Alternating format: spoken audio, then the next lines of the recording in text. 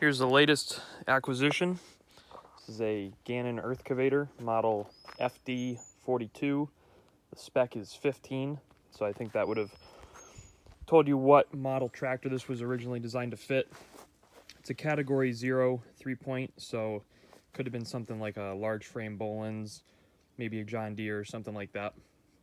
And the plan for this is to clean it up, probably repaint it, and put it behind the big diesel. And I'm aware that category 0 is not the same as Sears, and that was well known when I bought this, and it was intentional. The reason for that is the Sears Gannons were about 36 inches wide, and that would not cover the rear tires on the big diesel.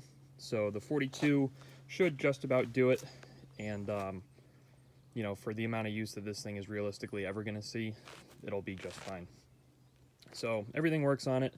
The teeth are all there in pretty good shape. Both of the cutting edges have some waves to them. You can kind of see there how the light is poking through in these areas, but not in the middle.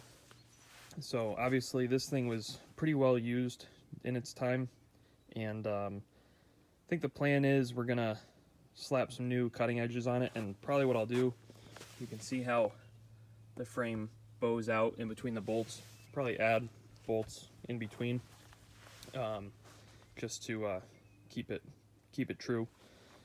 But it's solid, it's all there. There's no real like rot or anything like that to speak of. Like I said, everything works on it.